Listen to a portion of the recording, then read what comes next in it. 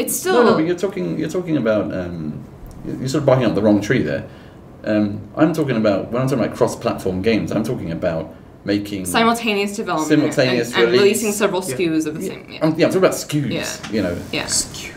Yeah. I mean, So what about the developer who's not engine conscious? A guy who buys an Unreal Engine license and is just making a game because they have a creative idea and a creative vision, but they're not worried about the technical aspect of the development. Well, I don't really like the way Unreal blandifies. It's not really a word, but blandifies games. Homogenizes it. No, it does Unreal is great if you have like a Space Marine thick neck, great palette game. Space Marine. Space Marine, yeah. Against, because if it's a Marine on Earth, it won't work. Well, Bioshock isn't like that, to be fair. Bioshock.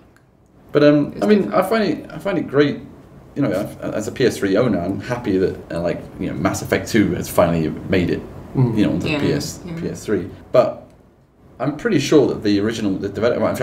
I know that the original developers didn't want to have to go through that, but because the publisher needed that done, that's why they did it. But they didn't actually want to do that. Did they do that internally, or did they farm that out? I think it's farmed out. I don't know. Which I think is like fine. Christina will verify if I'm making this up or not, but didn't they originally have it running on the Xbox? Yes. And then in order to force it onto the PS3, they had to come up with some crazy virtual function, send regular code and patch it up to the SPU and execute it as is thing because it was just too much work to rewrite everything for the PS3, some crazy system. So it must have been a nightmare. It must have been like absolute hell to get that game onto PS3. And I think that you'll see more.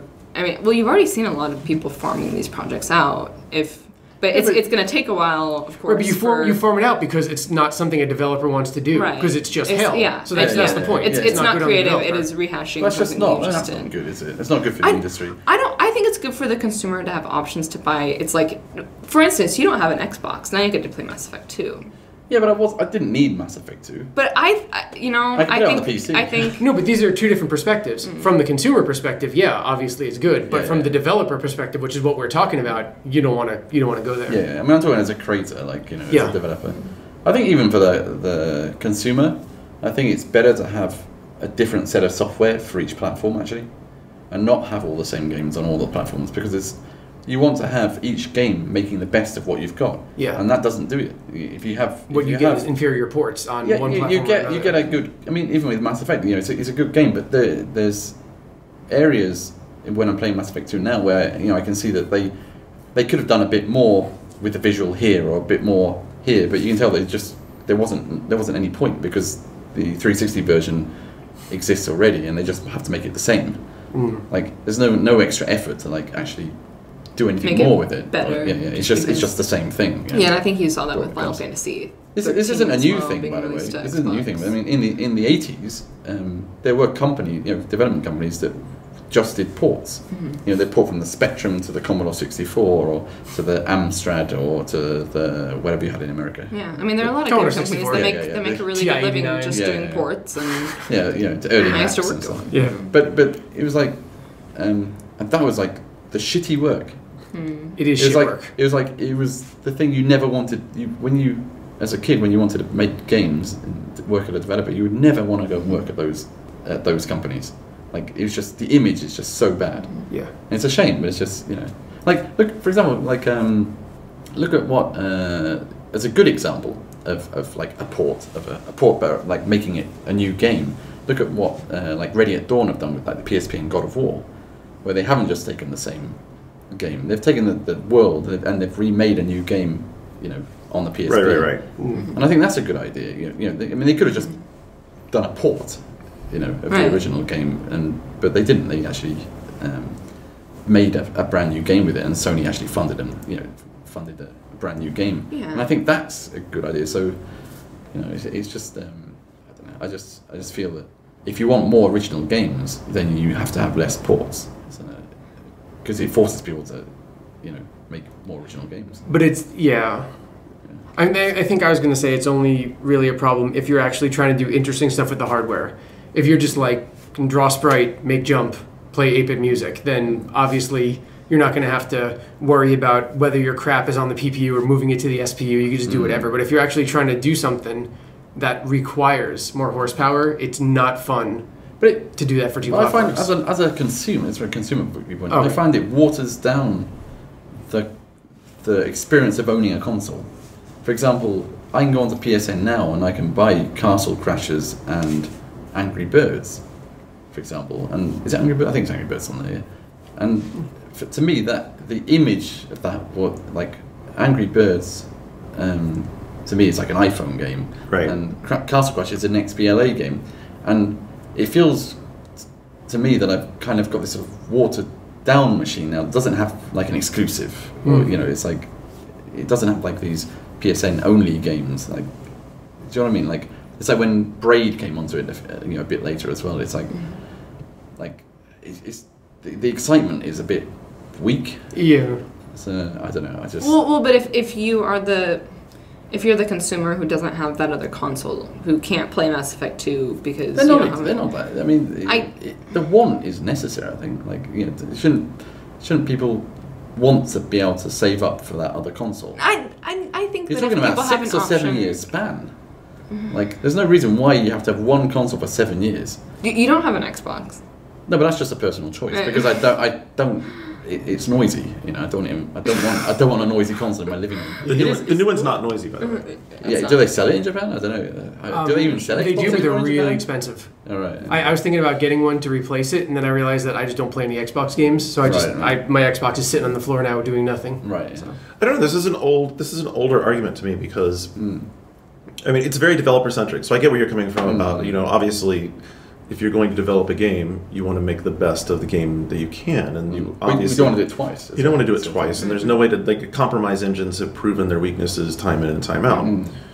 That having been said, this idea of I want to have a reason to own my PS3. I mean, it's you guys aren't even owned or in any way manipulated by Sony. But so why is it your job to get me Nintendo?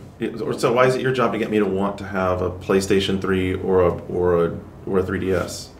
What I want to have is, you know, I want to have a machine where I have access to great games, and I really could care less what badge is on the plastic box that I put the disc into or turn on and connect to the internet.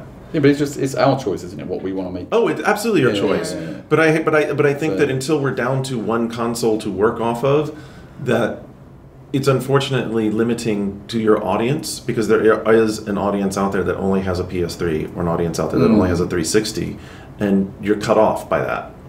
Yeah, but this doesn't bother us. So it's like. But there are a lot of people who might enjoy your games that don't get to. And that's okay for you. They and need to buy a PS3. Yeah. That's what we work with. I think that's your point. Is that you don't mind, and that's fine. It has to be that way. There's no way we could make the games. The thing is, what I'm saying is, there's no way we could make the games to the quality that we make them if we had to do 2 platforms. Oh, for sure. With a team this size, with the that is absolutely positively correct. It's impossible. We would have to cut the games down by 20 or 30%. And I'm not saying that we should, and I'm not saying that that's something that we should do. But the original. But if you think about it, if that's the same for us, then it's the same for all developers. I don't think so. No, it is. Either they have to use 20 or 30% more people, or 20 or 30% more cost, or to do it. Well, or they have to cut down the content by 20 or 30%. Well, but that's the thing. Most people do cut down the content. Yeah, that's true. It's the thing. They're just like, okay, we're just going to release this thing. It's not as big of an ordeal as it is what we go through with the crazy tuning and all the other work that we put into it. So there's not a multi-platform game. There's not a multi-platform game that comes out that someone doesn't ask their friend, so should I get it on this platform or this platform? Which one's the good one? And who wants to be that? Who wants to be stuck in that position? Especially as a developer, you don't want to be putting out a product where you know that my PS3 SKU is only 85% of what my 360 SKU is, or vice versa, because then well, some people are getting the PS3 version or 360 version, they're not getting the experience I really wanted them to get. They're not getting all the game I wanted to make for them. And that's because they don't have the resources to put into it to make it work on the PS3. Well, it doesn't necessarily even make any sense. Yes, exactly. That's what it is every time. Every single time there's an inferior port. I'm not necessarily saying. For example, when we've done this web version of Monsters, we could have just taken the original Monsters and just plonked it on the thing and just done a straight port. But no, we reworked it all. Added tons of new ideas. We matched it to the platform. And that's the key thing. Like if it's just like. if you don't put that effort in, you do end up with a product which is 20 or 30% inferior to what it could be. And I'm saying that is exemplary of how we work here, but I bet there are going to be a lot of developers out there who are going to be happy to have the publishers farm that porting work to other people who are going to port, you know, like, we got the XBLA version of this game. I'm not talking about publishers. Publishers are fairly evil in general. But they're going to be developers. They're going to be developers out there. Well, their interest isn't in the creative. Their interest is in top line. But what I'm saying is that there are going to be developers out there who will benefit financially from that. And is it about money though? And that for some people, then they shouldn't be in the industry. Developers. I think that's a little judgmental. If you're a game developer and you're only in it for the money, then there's something a bit wrong. I would agree with that. But it's like being an artist. I'm saying you are going to see you will see. I think you're going to see a lot of that kind of thing happening. No, I can understand publishers doing that stuff, but I don't think any developer who would listen to this podcast would, if we have any developers listening to the podcast, but would say that they want to work on multi-platform games. It's just there's not one that would say that. I do think sometimes the reality of the situation. I mean, you have the Limbo guys making. I'm not sure what kind of development costs they put into making a PSN version. I mean, if they saw a financial opportunity in releasing... Maybe the problem is the question you're asking. Because the question you're asking is, does a developer ever want to make multi-platform?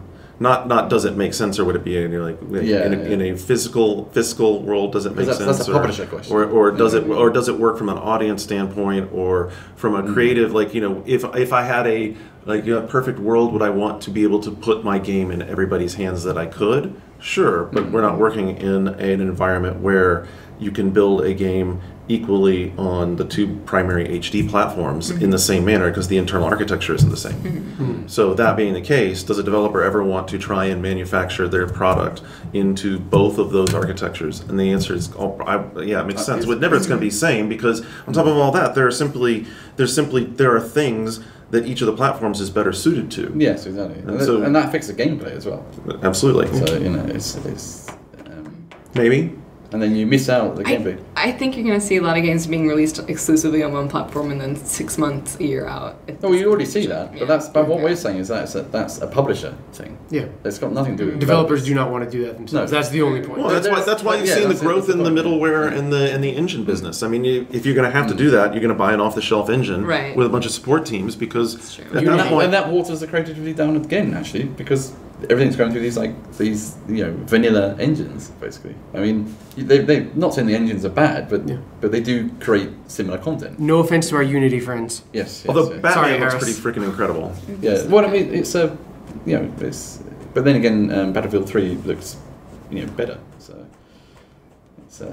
Batman. Battlefield 3 is multi-platform. It's Frostbite. No. But the engine is an original engine. I have friends on the Frostbite team. Yeah. I won't mention any names, but it's a major annoyance to have to support that level of performance on multiple platforms. I'm sure. It's not a happy task. Yeah. It's not something that people would want to do. And this is something I should also say that. Yeah. Well, they're PC forward, right? I mean, it actually burns people out, doesn't it? It does burn a lot of people out. And this is something I should have prefaced this with the fact that when I was at Edge of Reality and I was working on the Incredible Hulk game, there were how many different SKUs? There were like 6 different SKUs. Does that Incredible Hulk game have lots of buildings and cities?